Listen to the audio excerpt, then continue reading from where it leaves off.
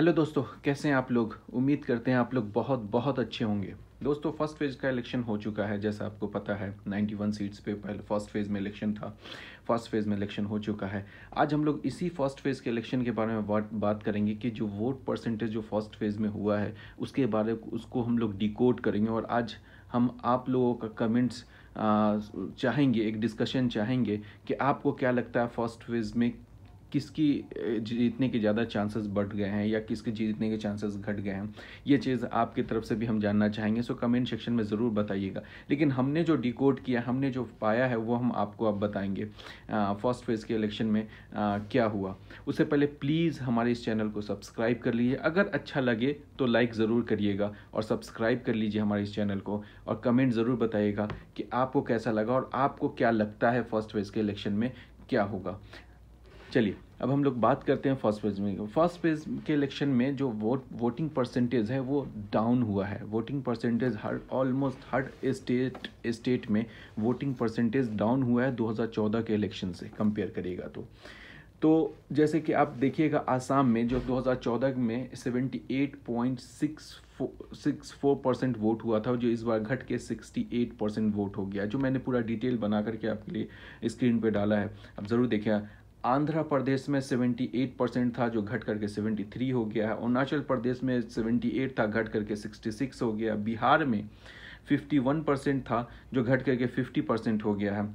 छत्तीसगढ़ में 59% था जो घट के 56 हो गया। जम्मू कश्मीर में 56% था जो बढ़ करके 57 हुआ। यानी कि यहाँ थोड़ा सा 0.50 का इंक्रीज हुआ है वोट परसेंटेज।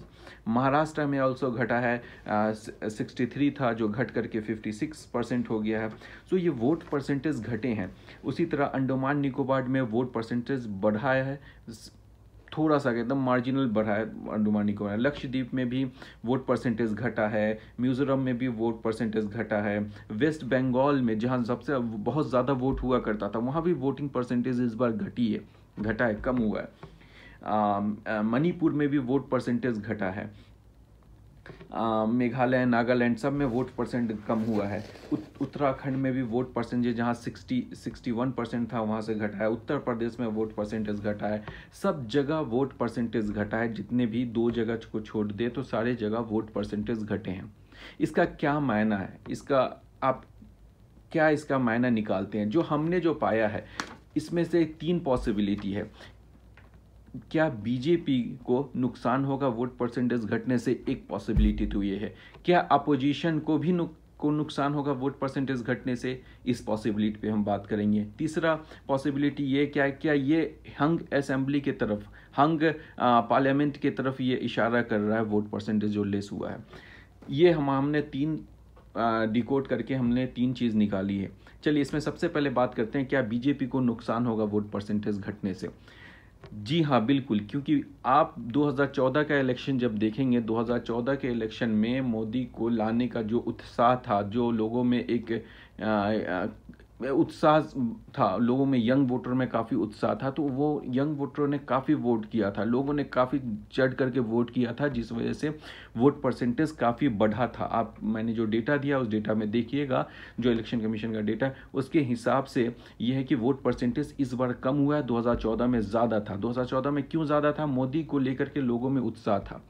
एक अच्छे दिन, एक चीज़ का उनको एक अच्छा लग रहा था। मोदी एक अच्छे लग रहे थे उनको लीडर कि वो डेवलपमेंट करेंगे, देश के लिए अच्छा करेंगे और रोज़गार और सारी चीज़ों पे वो बात कर रहे थे 2014 के इलेक्शन में। तो लोगों को वो अच्छा लगा और लोगों ने उनको 2014 में इलेक्शन में उनको ले करके आए, जिसकी वजह से वोट परसेंटेज बढ़ा।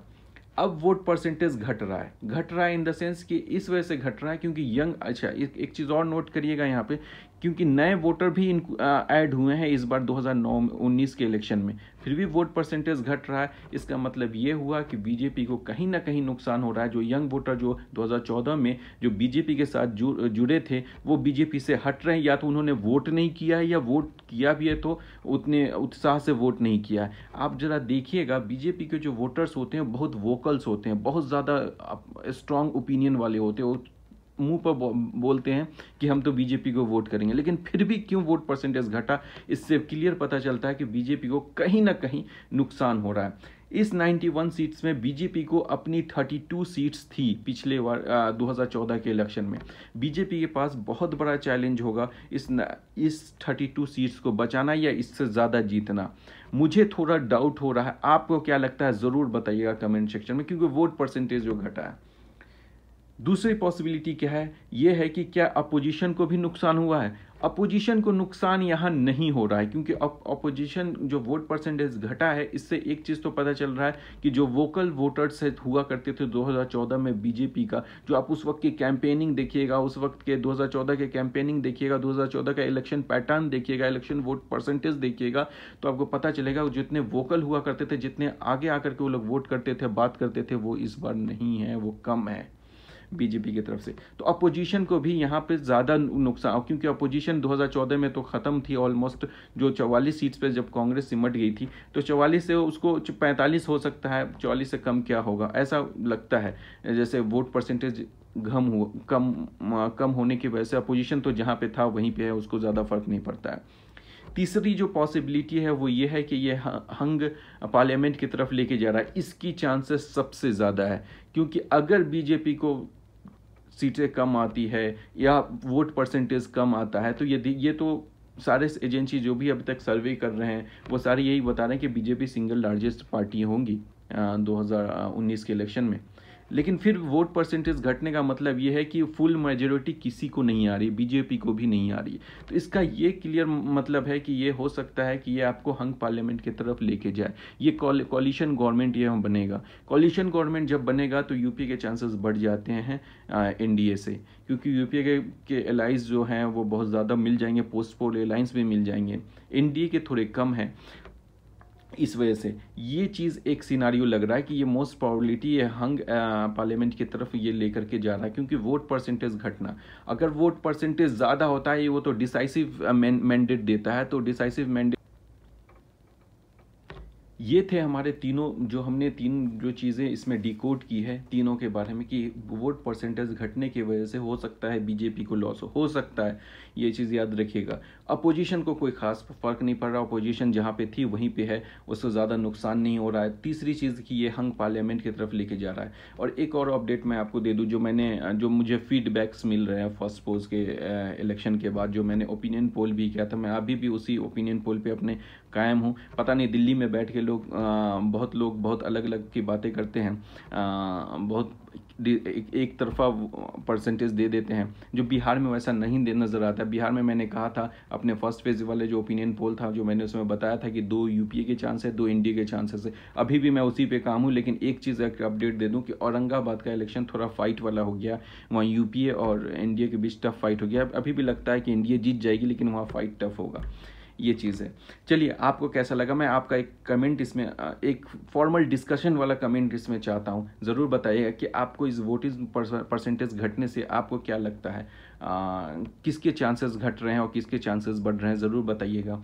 और प्लीज़ हमारे इस चैनल को सब्सक्राइब कर लीजिए, लाइक करिए, अगर कुछ कमेंट्स हो तो ज़रूर बताइएगा।